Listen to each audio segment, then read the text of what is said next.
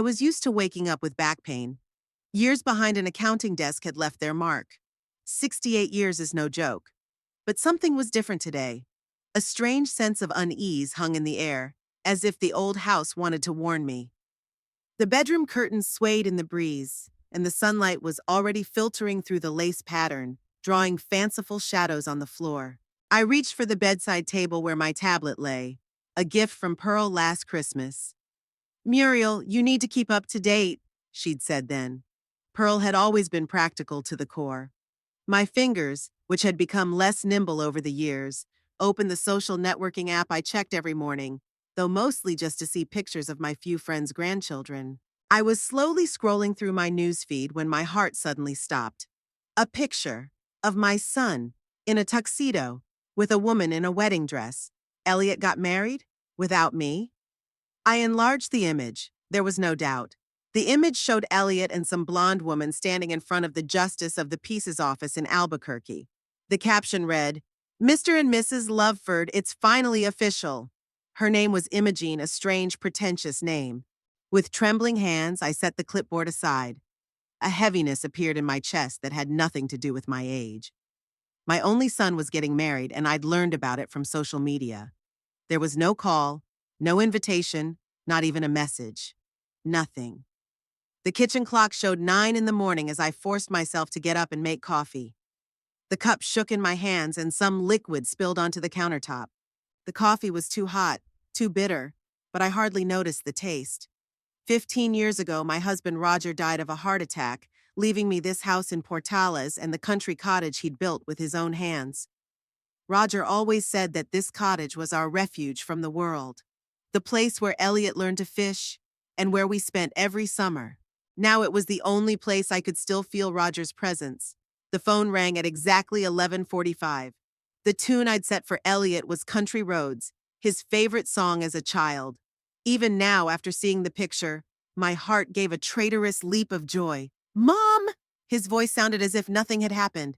"Elliot." I tried to speak calmly. I saw the picture. A pause. Then, yes. Imogene and I decided not to have a big ceremony. You know how I feel about formalities, I knew. He also didn't like formalities when he skipped Roger's college graduation, even though my husband paid for all 4 years of his education. He didn't like formalities when he didn't attend his grandfather's funeral because he had a trip planned to Las Vegas with friends. "You could have told me," was all I could utter. "Mom, let's not do this, okay? I'm calling about something else. Imogen and I want a honeymoon at the country house. Not a request, an affirmation, like it's already been decided." "When?" I asked, feeling my insides clench. "Next week. Thursday. Send me the key, okay? I'll pick you up tomorrow." I squeezed the phone so hard my knuckles turned white. "Elliot, I need to think. I was planning on going there next month." "Mom." His voice had taken on that distinctive tone he'd used since he was a kid when he wanted something. Affectionate, but with a hint of irritation, as if my resistance was a ridiculous whim.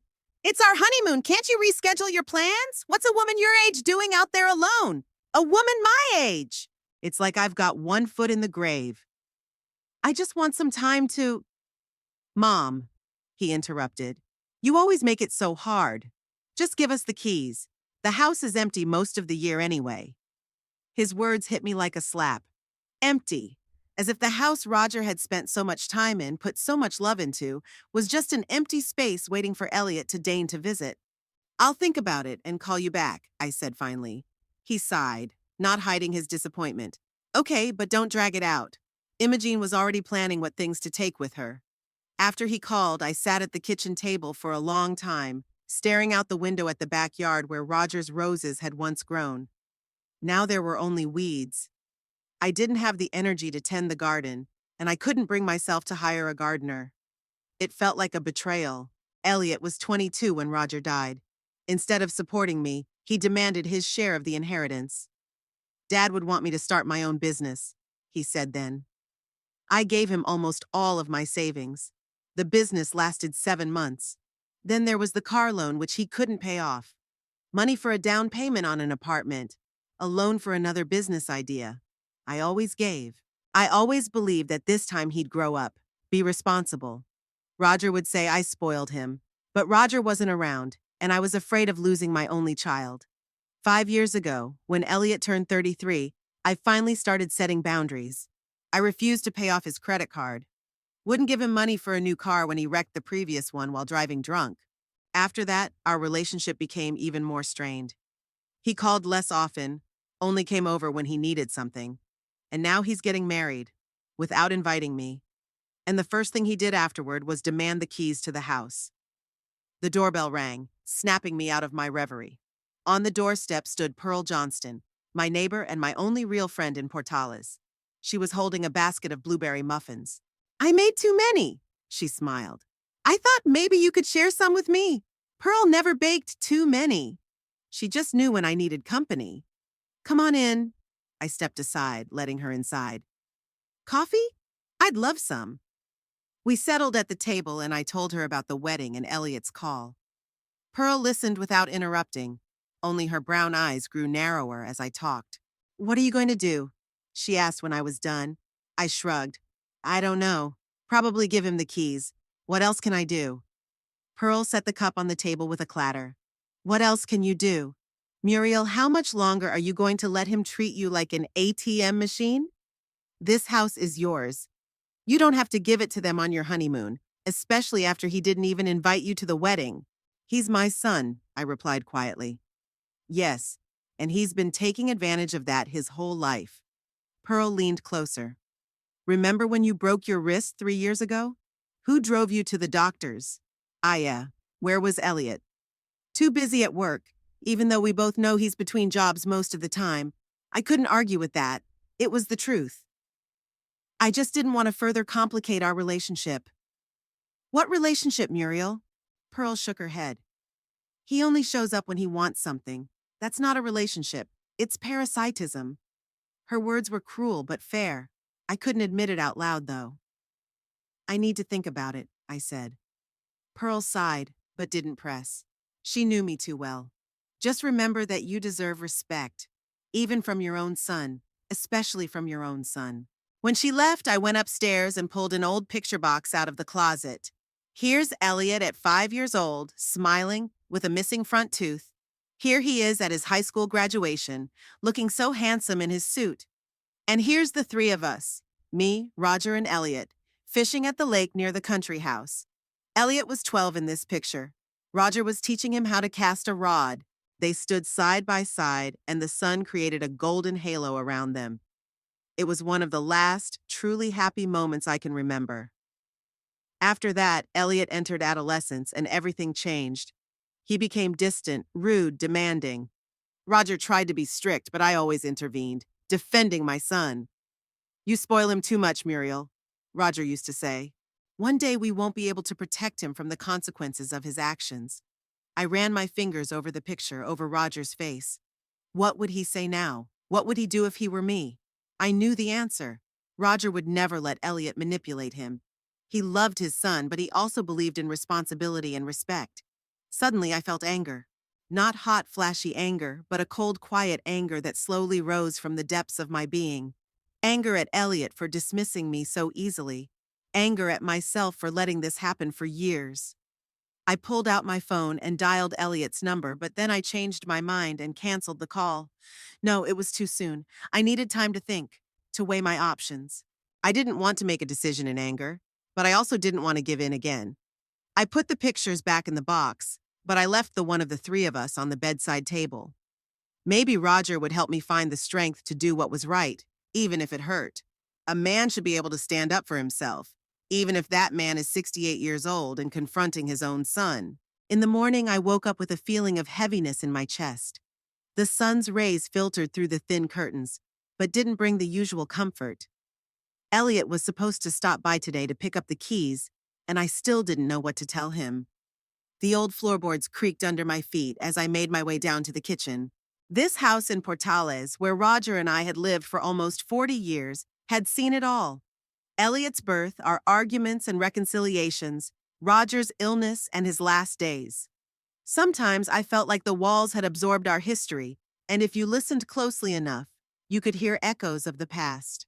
I made tea and sat by the window, looking out at the street where a neighbor boy was delivering newspapers. He reminded me of Elliot as a child, the same energetic gait, the same swirl of hair. My heart squeezed at the memory.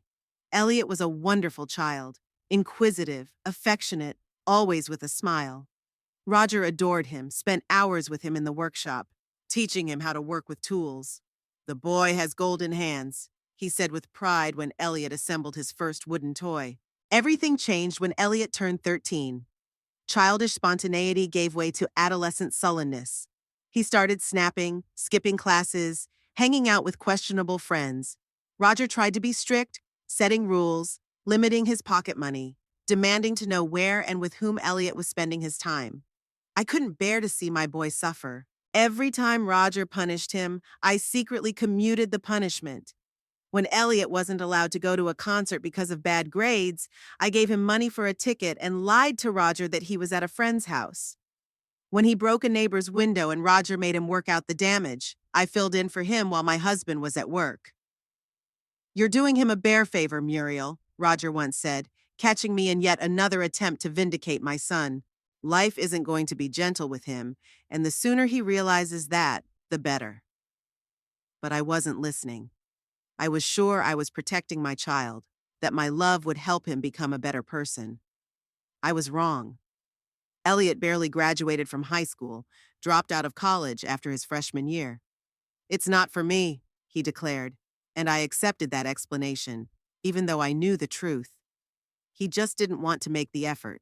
Roger insisted that his son get a job and pay his rent, but I begged to let him live with us until he got back on his feet. But Elliot was in no hurry to get back on his feet. He changed jobs like a glove, never staying more than a few months. He was unappreciated. His boss was nagging him. His co-workers were jealous. There was always a reason why he was unlucky, and I believed every word of it. Roger died suddenly, a heart attack at work. He was only 59. That day I lost not only my husband, but the compass that had guided our family. Elliot was 22, and I hoped the tragedy would force him to grow up, to take responsibility. A week after the funeral, he came to me with a business plan. A sporting goods store was what he wanted to do. "Dad always believed in me," Elliot said. "He would want me to develop." I gave him almost all of my savings, $120,000. Roger had been saving it for 20 years, saving for our old age. "Are you sure?" Pearl asked when I told her about my decision. Elliot never followed through on anything, but I was sure. I believed this was my son's chance to start a new life, to become a man Roger could be proud of. The store closed after 7 months. Elliot attributed it to unfavorable economic conditions and unscrupulous suppliers. No mention of the fact that he rarely showed up at the store, having entrusted management to an inexperienced friend, or the fact that he sold off half the merchandise to friends at cost price. Then there was the restaurant that lasted 5 months, a delivery service that went bankrupt in 3, an online store that never opened. Each time he came up with a new idea, each time he promised that now it's going to work, and each time I gave him money, which was getting scarce. I sighed and set the cup aside. A car drove by outside the window, Pearl's old pickup truck. She waved at me and I waved back. Pearl was the only one who told me the truth, even when I didn't want to hear it. "He's using you, Muriel," she was saying. "You're not helping him. You're making him weaker." I got up and walked over to the dresser where I kept the keys to the country house. A small silver key on a keychain in the shape of a fish. Roger had made it himself when we'd first bought the land to build on. "Our little hideaway," he called the cottage he built with his own hands on the shore of a lake 40 miles from town. We spent every summer there. Roger fished, I read books on the veranda, Elliot swam and explored the woods. Those were happy times, before the teenage rebellion, before the fights, before the disappointments. After Roger died, I rarely went there. Too many memories, too much pain. But I couldn't bring myself to sell the house. It was the last connection to Roger, the last place I'd felt his presence. And now Elliot wanted to honeymoon there, with a woman I'd never met. After a wedding I wasn't invited to. I clutched the key in the palm of my hand.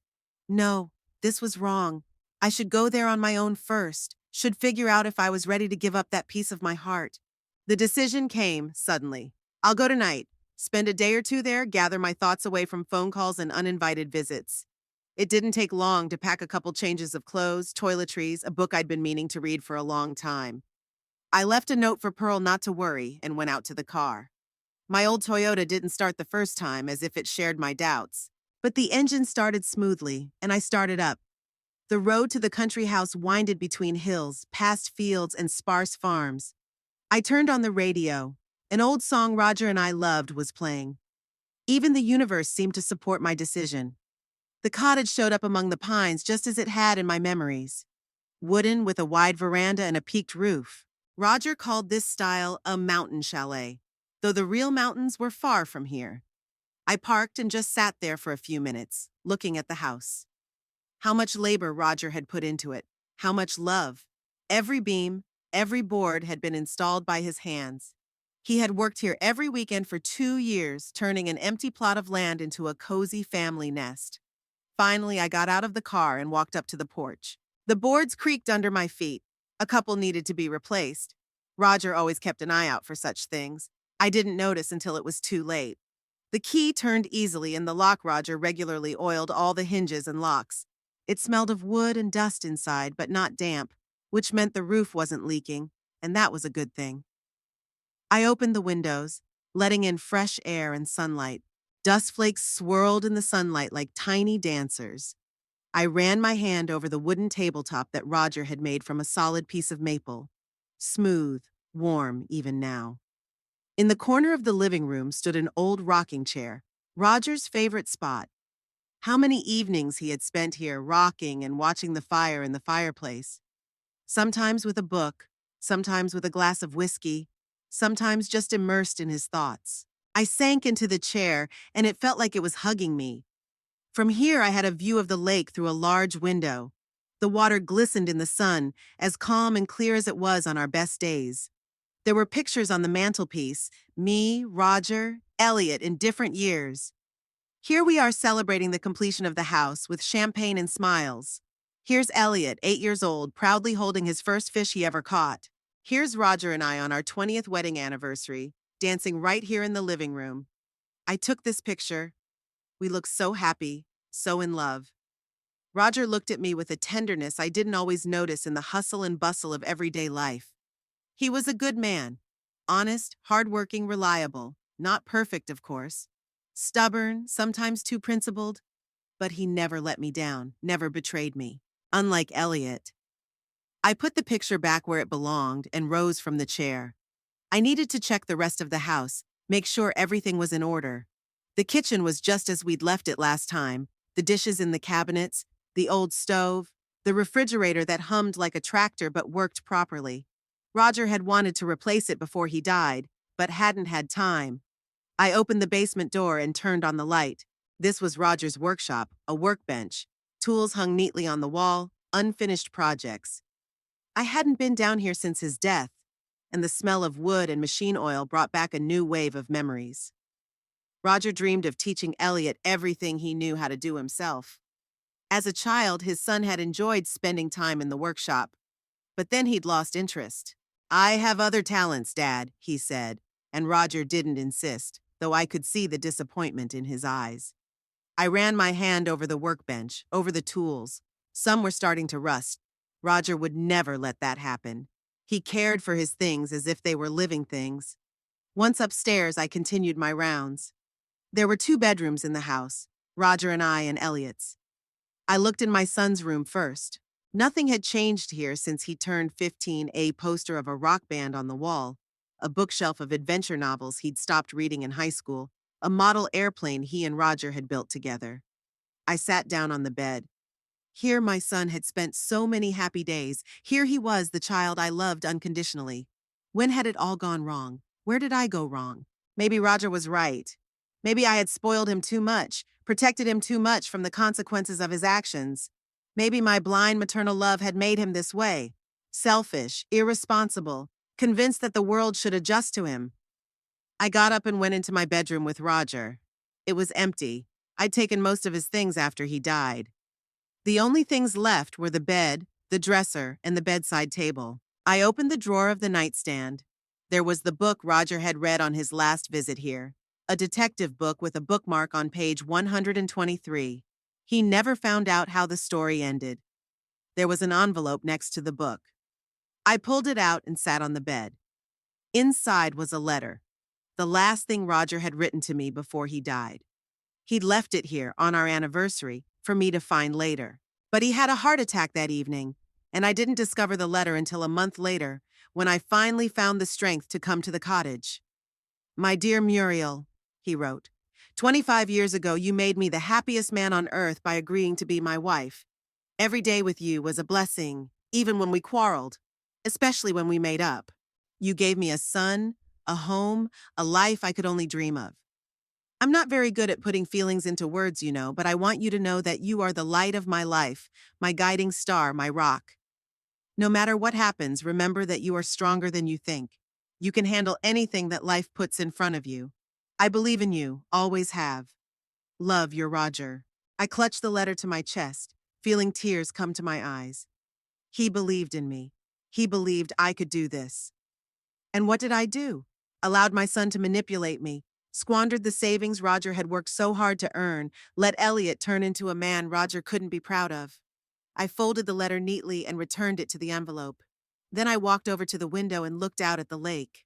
The sun was beginning to sink, coloring the water golden. How often Roger and I had stood here, cuddled together, watching sunsets like this. In that moment, I realized I couldn't give this house to Elliot and his wife. Not for a honeymoon, not for anything else. It was the last thing I had left of Roger, the last place I felt his presence. I couldn't let it be tainted by the presence of people who didn't appreciate him or me. But how to tell Elliot that? How do I explain to him that for the first time in years, I was putting my feelings above his desires? I didn't know the answer, but I was sure of one thing. This house would remain mine, as a memory of the man who truly loved me and as a reminder that I had to be stronger. I didn't know what to do yet, but the decision was made. Now I had to find a way to let Elliot know. I returned from the country house late that night.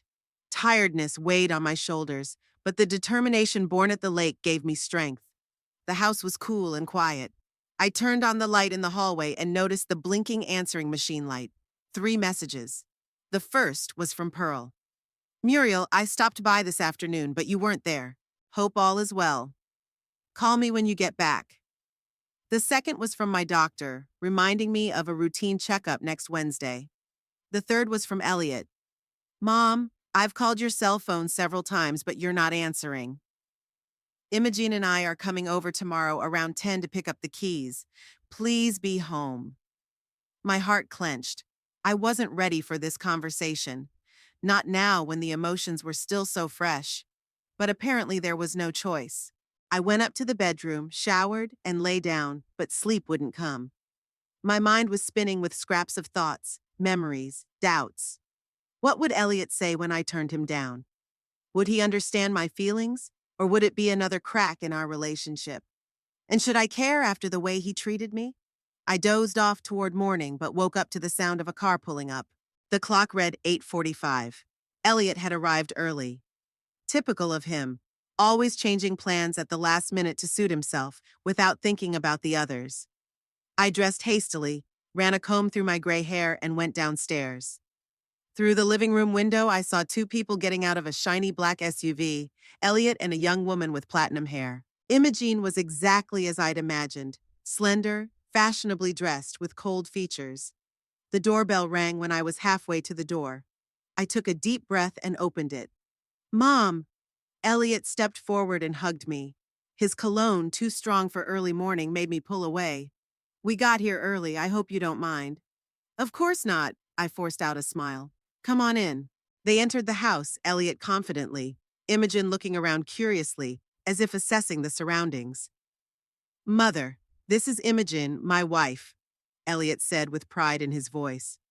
"It's a pleasure, Mrs. Loveford," Imogen said, extending her hand. Her voice was high, with a distinct Midwestern accent. "Elliot has told me so much about you, but not enough to invite me to the wedding," I thought, but said aloud, "Likewise, Imogen, and please call me Muriel." We went into the kitchen where I offered them coffee. Elliot accepted immediately, but Imogen declined, citing a caffeine intolerance. "So, Mom, Elliot began as I set the cup in front of him. Are you ready to give us the keys to the cottage? We're planning to leave tomorrow. Imogene has taken 2 weeks vacation and we want to use every day. I sat down across from them with my hands clasped in front of me. Elliot, I went to the cottage yesterday. Oh, really? He looked surprised. Why?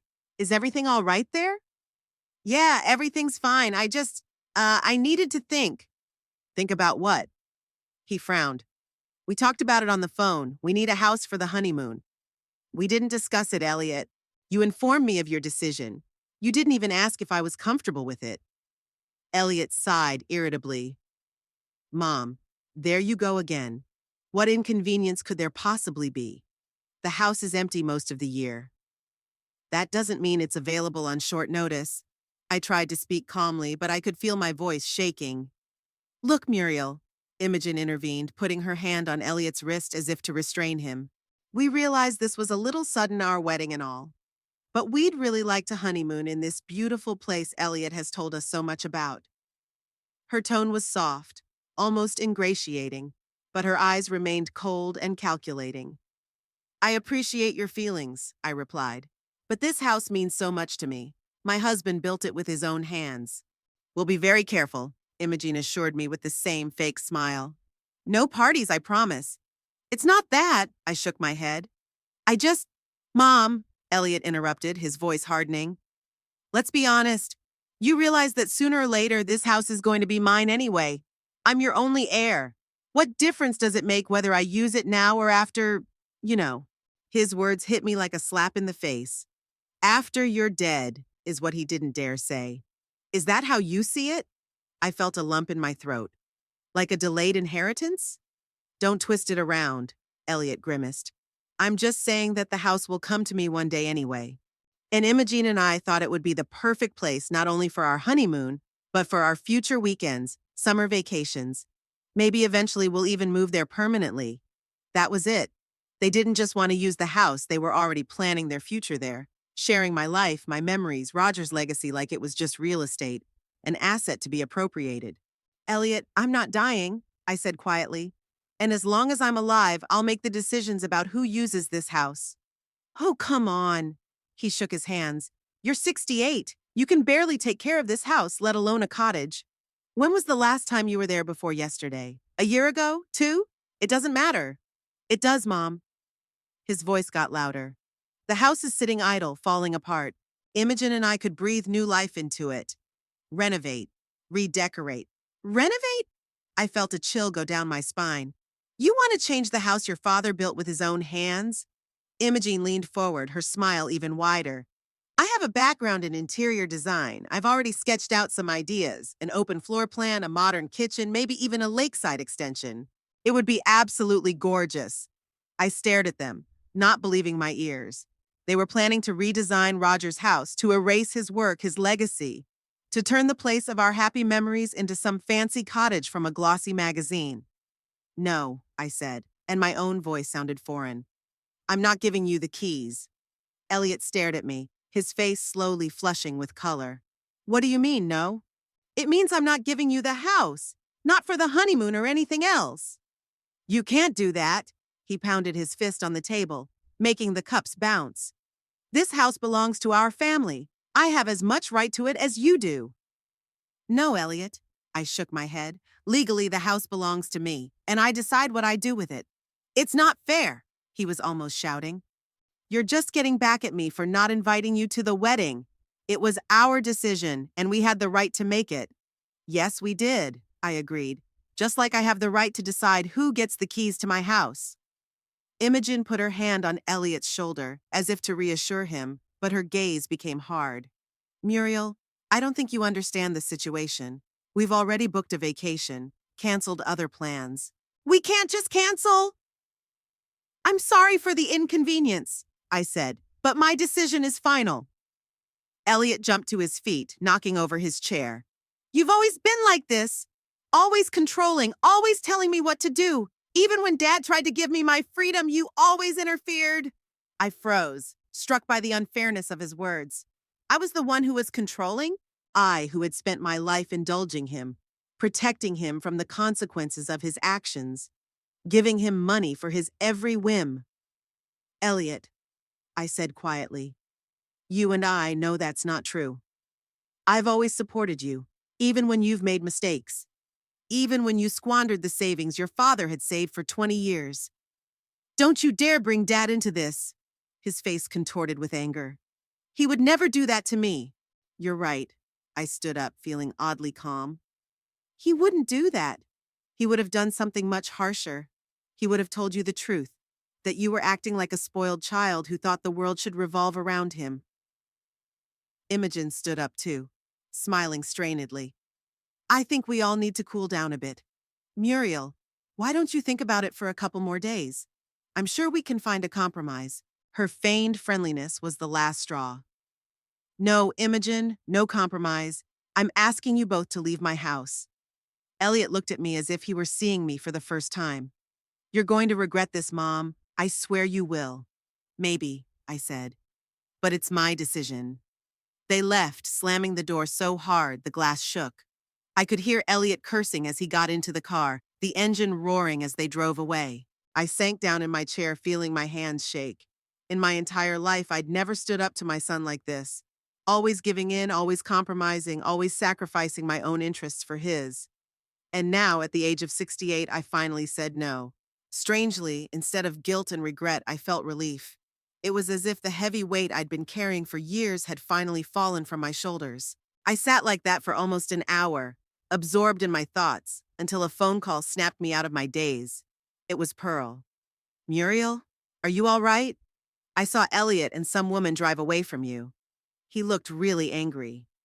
I told her about our conversation, about Elliot and Imogen's plans for the house, about my refusal. Proud of you, friend, Pearl said when I was done.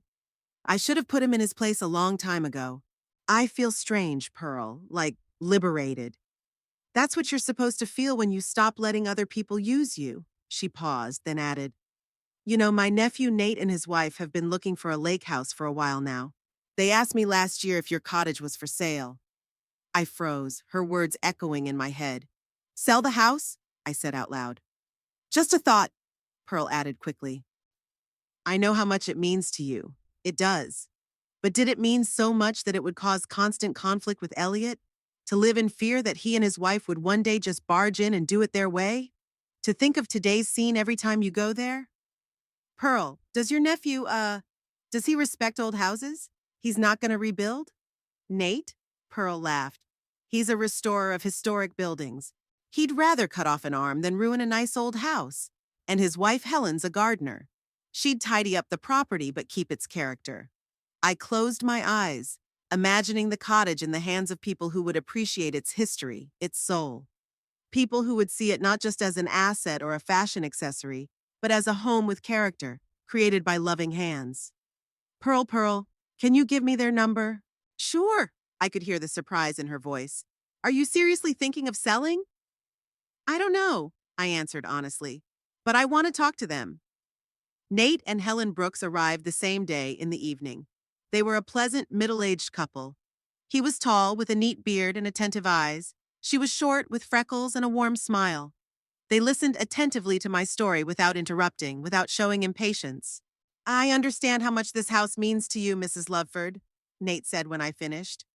And if you decide to sell it, we promise to treat it with the same respect your husband did. We won't change the essence of it, Helen added. No open floor plans or fancy remodeling. We might update the plumbing and electrics if we had to, but we'd keep his spirit. I looked at them and felt they were sincere. That they see the house not just as a structure, but as a place with a history, with a soul. I'd like to show you the house before I make a final decision, I said. Sure, Nate nodded. When would that be convenient for you? Tomorrow? I suggested, surprised at my own resolve. We agreed to meet at the cottage at 11 in the morning. When they left, I felt strangely calm. It was as if an inner voice was telling me that I was on the right path. The next day was clear and warm. The cottage was bathed in sunlight when we pulled up. I watched Nate and Helen as they looked around the house. They moved slowly, respectfully, asking questions not about price or terms, but about the history of each room, each detail. Nate ran his hand along the wooden beams that Roger had handcrafted. Beautiful work. You can feel the hand of the craftsman. Helen stood on the veranda looking out at the lake. It's so peaceful here. I can imagine how many beautiful moments you've had here. At that moment, I realized I was making the right decision. These people loved the house as Roger and I would have loved it. They would preserve its spirit, its memory. I'll sell you the house, I said, and the words came easily without regret. We discussed the price, fair, though below market value. I didn't want to profit from people who valued what was important to me. We agreed that they would put down a deposit now and the rest after the paperwork was done. There is one condition, I said before we struck hands. I'd like the deal to be kept secret until all the papers are signed. I have a complicated relationship with my son, and I wouldn't want him to get involved. Nate and Helen looked at each other but nodded. Of course, Mrs. Loveford, we understand. We signed the preliminary contract that same day, and they put down a deposit. Nate knew a good lawyer who could prepare all the documents quickly. 3 days later, the deal was to be finalized. As I drove home, my spirits were light. I wasn't betraying Roger's memory. On the contrary, I was protecting it from those who didn't appreciate his labor. I was putting the house in good hands, into people who would love it as we did. And I was also finally doing what I thought was right, not looking past Elliot's wishes, not sacrificing myself to his whims. For the first time in years, I felt truly free. All that was left was to sign the final papers and decide how to break the news to Elliot. But that could wait. Right now, I wanted to savor the feeling of finally taking my life into my own hands. 3 days after meeting with Nate and Helen, I sat at my old desk poring over papers. In front of me lay a freshly signed sales contract stamped by a notary public, checks confirming the transfer of money to my account, and copies of all the documents for the archives. The transaction was finalized quickly and without complications. Nate really knew a good lawyer. The lake house no longer belonged to me. Strangely, I felt no bitterness or regret, just a quiet calm. It was as if Roger had put his hand on my shoulder and whispered, "It's right, Muriel. You did the right thing." Now, the hardest part was telling Elliot. He hadn't called or written since our last conversation, which was unusual. Usually after a fight, he'd pause for a day or two, and then either show up to apologize, if he needed something, or pretend it hadn't happened. But it's been almost a week now, and I haven't heard a word from him. I knew he was angry, probably waiting for me to be the first to make contact, apologize, offer a compromise. In the past, I would have done that, but not now. I pulled out a blank piece of paper and put it in front of me. It was old-fashioned to handwrite in this age of email and messengers, but I felt it was important that this letter be personal, that Elliot could see my handwriting, feel that there was a real person behind every word, his mother. "Dear Elliot," I wrote and stopped, looking at those 2 words. What to say next? How do I explain my decision so that he would understand that it wasn't an act of revenge, not the impulsive act of an angry old woman, but a conscious choice made after years of reflection? The birds sang outside the window, and their carefree chirping contrasted strangely with the heaviness in my soul. I loved my son. Despite all the hurts, all the disappointments, all the lessons he never learned, I loved him. But love is not about permissiveness. Love is not letting a person become worse than they could be. "When you were little," I continued, and the words began to flow, "your father taught you how to fish. Do you remember that day at the lake? You were 8 and you caught your first bass. Roger didn't help you pull it out. He said you had to do it yourself because that's how you'd really understand what it meant to be a fisherman. You pulled it off, even though it wasn't easy, and the pride on your face was worth all the effort. I think I let you down, Elliot. I didn't let you fight your own problems, didn't let you learn from your own mistakes.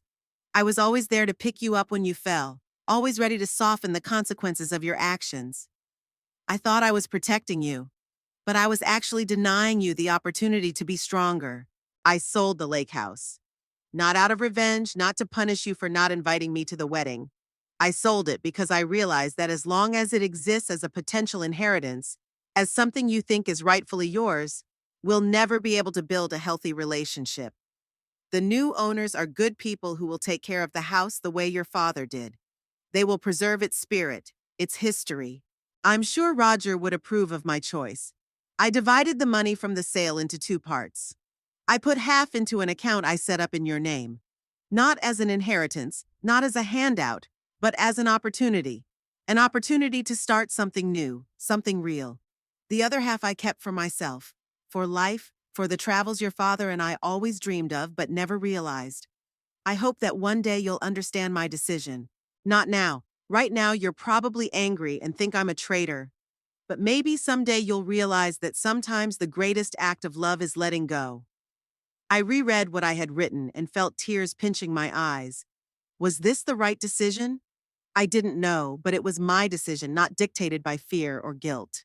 I folded the letter and put it in the envelope, along with a copy of the purchase agreement and a statement from the new account opened in Elliot's name. Then I wrote down the address, his apartment on the west side of Portales, where he lived with Imogene.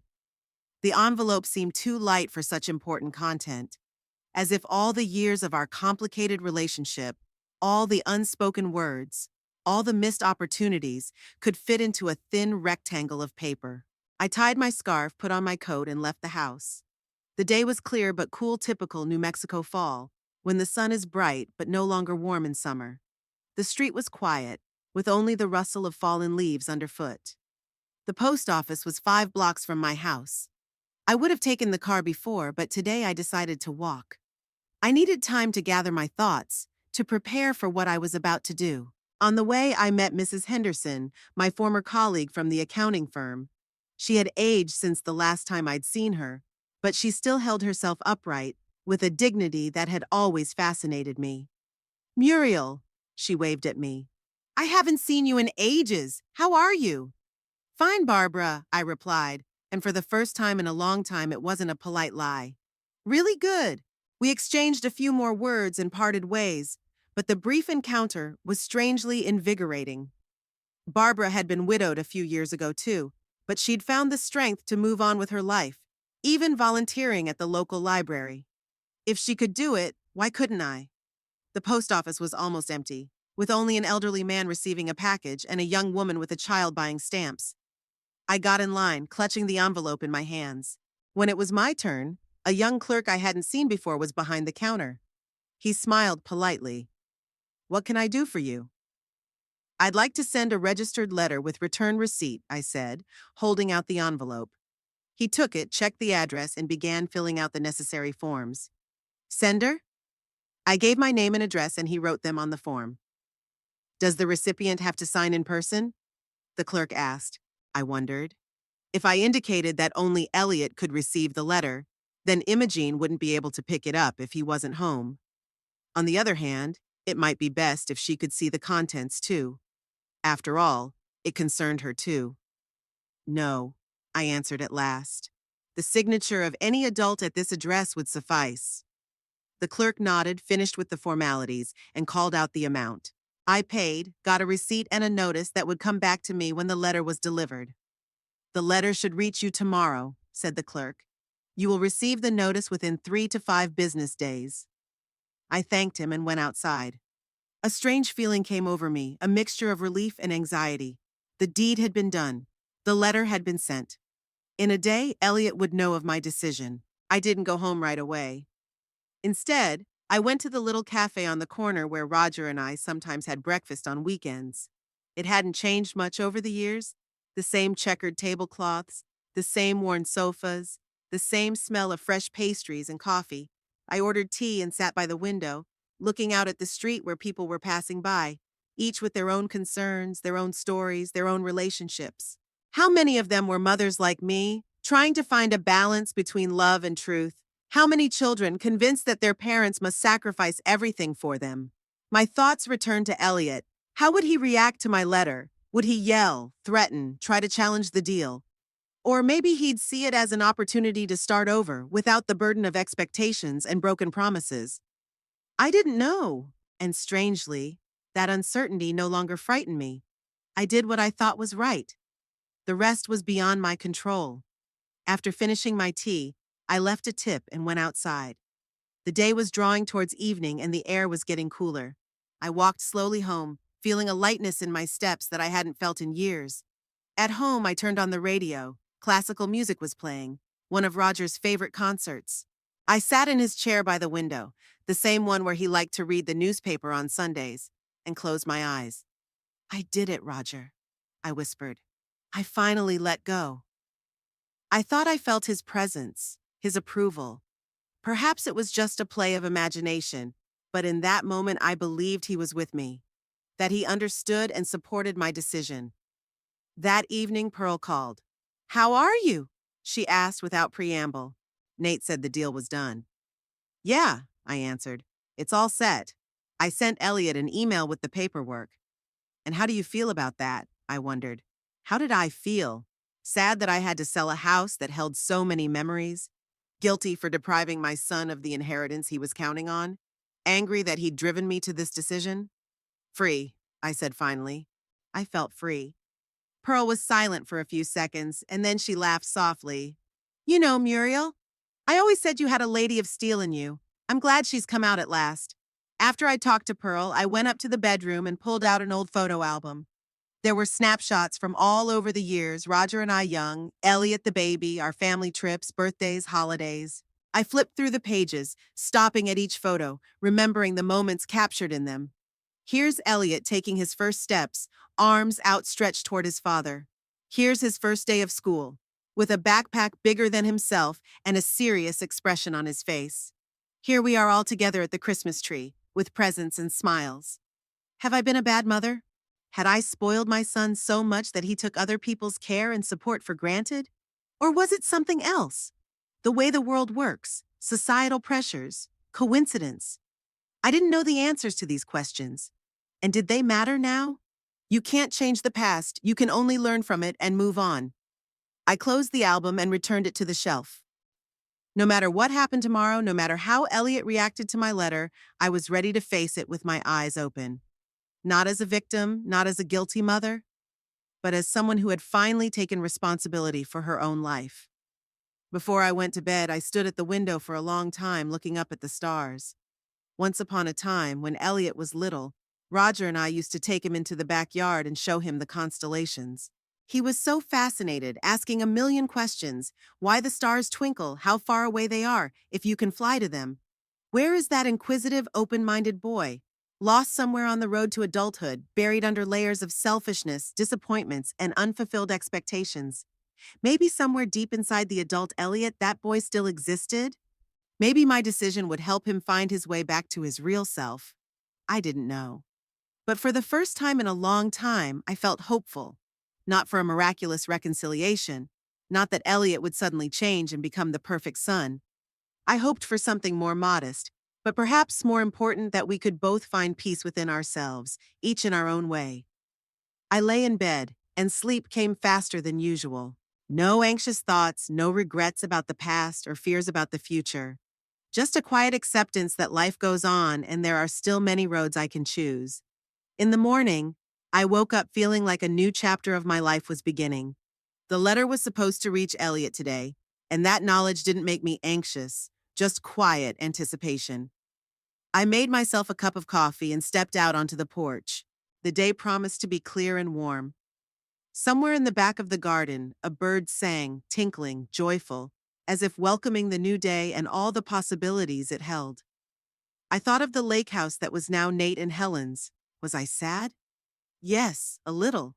But that sadness was light, like a memory of a good but completed stage of life.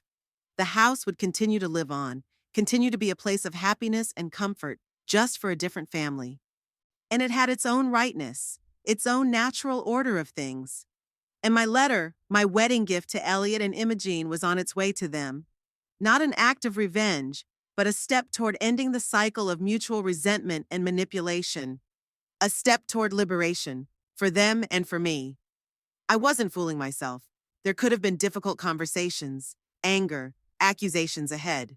But for the first time in years, I felt ready to face them, not with fear, but with confidence that I was right. After all, sometimes a mother's greatest act of love is to allow her child to face the consequences of her own actions. Even if that child is in their 30s, even if it hurts both of us. The return receipt came 4 days after I mailed the letter. A small card with Imogene's signature, angular with sharp lines, so different from my rounded handwriting. I stared at that signature for a long time, trying to imagine what had happened when she opened the envelope, when she read my letter, when she saw the sale papers. The silence on Elliot's part was deafening. No calls, no visits, no messages. I expected a storm, yelling, accusations, threats, but what I got was silence. And that silence spoke louder than any words. For a whole week, I lived in a strange limbo, going about my daily business but always expecting a call or a knock on the door. At night, I'd wake up at the slightest noise thinking it was Elliot coming to confront me. But he never showed up. Pearl came by every day, bringing fresh baked goods or just company over a cup of tea. She didn't ask about her son, but I could see the question in her eyes. No news, I answered the unasked question. Complete silence. Maybe it's for the best, Pearl said. But we both knew it wasn't the end of the story, just the calm before the storm. And the storm didn't last long. On Thursday, exactly 10 days after I'd sent the letter, the doorbell rang. I was in the kitchen making dinner, and the ringing made me wince. Wiping my hands on my apron, I slowly went to open it, sure that Elliot was standing on the doorstep. But it wasn't him. Standing on the porch was a middle-aged woman I recognized immediately. Doris Phipps, Elliot, and Imogene's neighbor. We'd met a few times when I visited my son. Muriel, she smiled nervously. I'm sorry to bother you. I was in this part of town and thought I'd stop by and see you. I knew that wasn't true. Doris lived on the other side of Portales, and she had no reason to be in this part of town. She had come on purpose, and we both understood that. Of course, Doris, I stepped back, letting her into the house. Come on in. I was just about to have tea. We settled in the kitchen. I poured the tea into cups and put the cookies I'd baked that morning on the table. Doris took the cup but didn't touch the cookies. She was obviously nervous, not knowing how to start a conversation. How are you doing, Doris? I asked, deciding to help her out. Is Kevin doing well? Kevin was her husband, working at the auto repair shop. Yes, he's fine. She took a sip of her tea. And you? Can't complain, I smiled. But I don't think you're here for small talk. Doris set the cup down and sighed. No, you're right. I just thought you should know. Elliot and Imogen are having problems. I didn't say anything, waiting for her to continue. Sunday night, Doris looked out the window, as if gathering her thoughts. There had been a terrible scandal in their apartment. Both of them were screaming, but especially Imogen. I've never heard a person scream like that. It was frightening. I gripped the cup tighter, so they'd gotten my letter and read it. So my package had reached its destination. What happened then? I asked, trying to keep my voice steady. Imogen ran out of the apartment, slamming the door so hard that the walls shook. She was yelling something about cheating, about Elliot promising her a house, an inheritance. Honestly, I couldn't make it out. She left in her car and didn't come back until the next day. Elliot was on the phone all night, talking loudly, mentioning a lawyer, saying something about challenging the deal. I felt a chill go through me. Of course, I'd expected something like that, but hearing it from a third party wasn't pleasant. It hasn't been quiet since then, Doris continued. They hardly talk to each other. Elliot often leaves early in the morning and comes back late. Imogen stays at home, sometimes crying. Yesterday, I met her at the mailbox, and she looked lost. Asked me if I knew a good realtor. I think they're selling the place. Selling? That news surprised me. Why? Doris shrugged. I don't know exactly, but apparently they're having financial problems. Imogen had said something like, all plans have fallen through. I looked away. So, for Imogen, marriage to Elliot came with certain financial expectations. A country house, an inheritance. When those expectations weren't met, something broke in their relationship. I'm sorry, Muriel. Doris looked at me with genuine sympathy. I didn't mean to upset you, but I thought you should know. It's okay, Doris. I smiled weakly. Thank you for telling me. She finished her tea and soon left, apologizing again for bringing the bad news. I was alone in the kitchen thinking about what I'd heard. So Elliot had tried to contest the sale. Of course, it was useless. The deal was completely legal. All the paperwork was correct. But the very fact that he had tried spoke volumes. He didn't understand or didn't want to understand my message. He saw only a loss of property, an opportunity, not an attempt to break the unhealthy cycle of the relationship. And Imogen, well, her reaction only confirmed my suspicions. She didn't marry Elliot out of love, but out of calculation. And when it didn't work out, she showed her true colors. I felt no gloating at the thought. I was tired and strangely relieved that now I knew I had done the right thing. That evening, Pearl called. "Had you heard?" she asked without preamble. "If you mean the scandal at Elliot's, yes," I answered. "Doris Phipps stopped by today." "That gossipy girl?" Pearl snorted. "But yes, about that. The whole of Portales is buzzing. You can't hide things like that in a small town." "What's being said?" "A lot of things. Some think you were cruel, some admire your determination. People love other people's drama, you know that." I sighed. Publicity was inevitable, but it was still uncomfortable. I didn't want my personal decisions to be discussed on every corner. "Also," Pearl hesitated, "Nate called. Elliot came to them, demanded they cancel the deal. He was very aggressive, threatening to sue. Nate, of course, refused to even discuss it. He told me to talk to a lawyer if I had any questions." I closed my eyes. Poor Nate and Helen. They didn't deserve to be treated like that. "Are they okay?" "Yeah, don't worry. Nate's not the shy type, and Helen hasn't even seen Elliot." "She was at work, but I thought you should know." After I talked to Pearl, I sat in silence for a long time, staring out the window at the darkening sky. The situation was unfolding predictably, but that didn't make it any easier. I'd hurt my son, albeit with good intentions, but I'd hurt him. And even though I was sure I had made the right decision, my motherly heart ached. The next day, as I drove back from the store, there was a familiar car in the driveway of my house, Elliot's black SUV. I slowed my step, preparing myself for an unpleasant conversation, but there was no one in the car. I cautiously entered the house, expecting to find Elliot inside. He had a spare key. But the house was empty. Only on the kitchen table was an envelope, the same envelope I'd sent him, with my letter and papers. And next to it was another envelope, smaller, with my name written in familiar handwriting. I sat down at the table and stared at the envelope for a long time, hesitant to open it. What could Elliot have written? Angry accusations? Threats? Requests?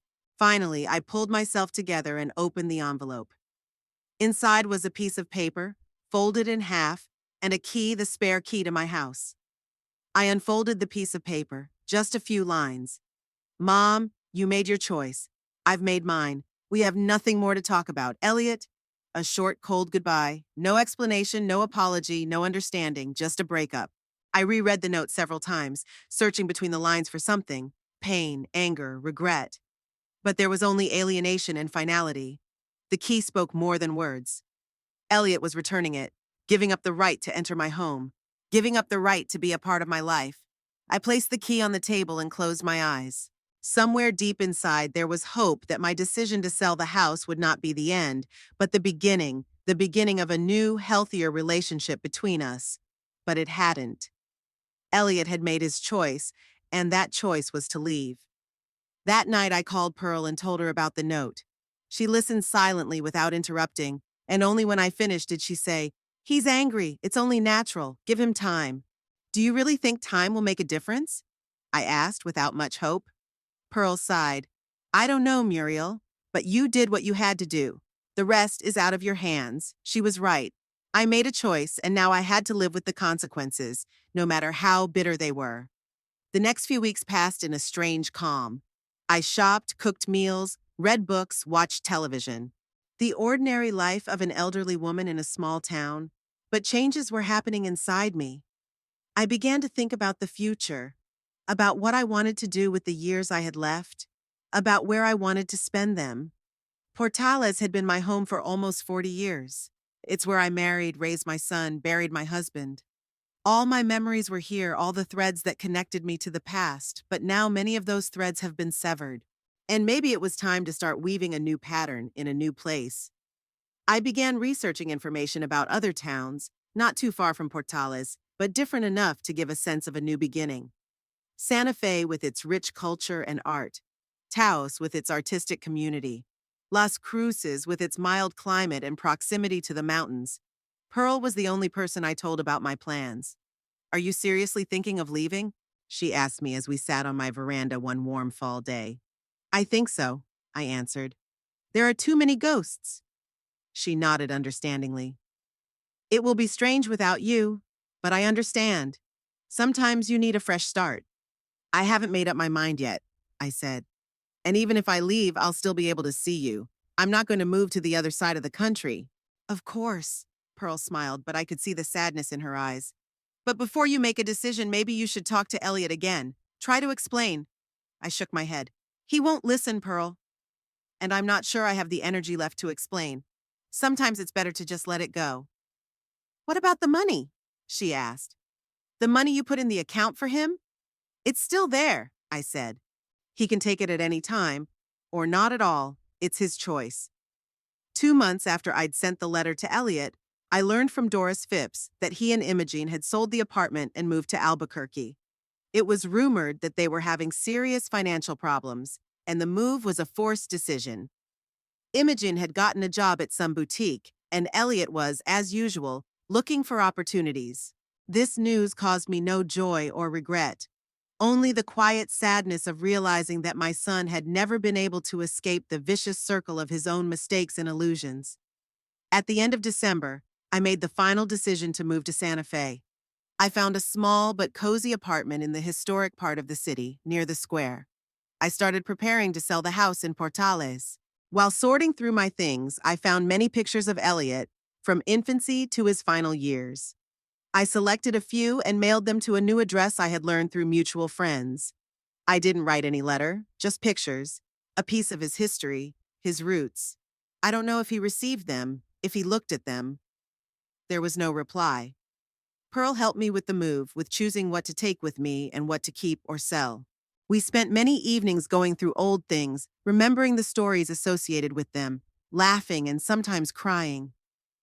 Are you sure you're ready for this?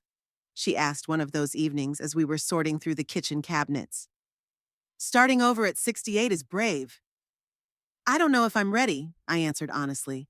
But I do know that I'm not ready to spend the rest of my life stuck in the past, waiting for apologies that will never come or changes that will never happen. Pearl hugged me, and we both cried, with sadness, with fear of the unknown, but also with hope that there might still be good things ahead. The last night before I left, I couldn't sleep. I walked around the empty house saying goodbye to every room, every corner that held memories. This is where Roger taught Elliot how to hammer nails. This is where we celebrated Christmas every year. This is where I cried after my husband's funeral. Here, Elliot announced his first business. This is where I told him no for the first time. I walked out to the backyard and sat on the old bench Roger had made years ago. The night was clear, the stars bright. Somewhere in the distance, a dog barked. Goodbye, I whispered to the house, the garden, my whole past life. Pearl arrived in the morning, helping me load the last of my things into the car. We hugged goodbye, both of us with tears in our eyes. Call every day, she said sternly, and I'll come visit in a month once you're settled in. I will, I promised, and you can always come sooner. The drive to Santa Fe took several hours. I drove slowly, enjoying the scenery as it changed gradually from the plains of Portales to the rolling foothills, and then to the mountains around Santa Fe. My new apartment was exactly as I had hoped. Bright, with high ceilings and a view of the mountains. A small balcony overlooked a quiet street with old trees. In the distance, I could see the outline of the historic square. As I was sorting through my things, I found an old photograph of me, Roger, and little Elliot in front of our house in Portales, all smiling, happy. I stared at it for a long time and then set it on the dresser in my bedroom. It was part of my life, part of myself. I wasn't going to deny the past or pretend it didn't exist. I just decided it shouldn't determine my future. The first night in my new apartment, I sat on the balcony, watching the sun set behind the mountains, coloring the sky in shades of pink and gold.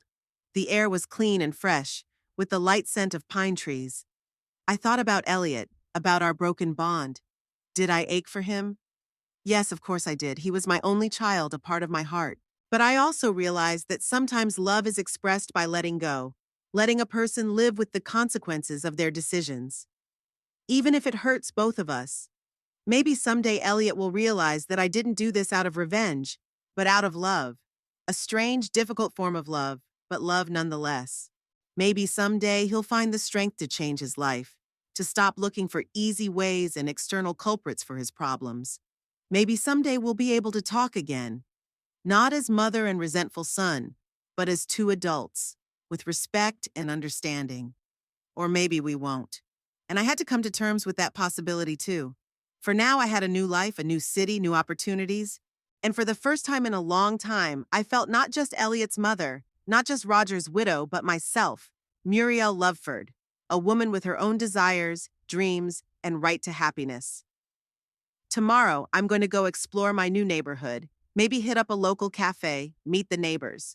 The day after tomorrow, I'll sign up for a painting or pottery class. I've always wanted to try something creative but never found the time.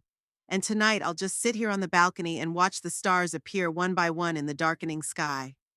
The same stars that shone over my old house in Portales, over the country house by the lake, over Elliot's new life in Albuquerque. The same stars that connect us all, even when we're far apart. And there was a strange comfort in that thought, a strange peace.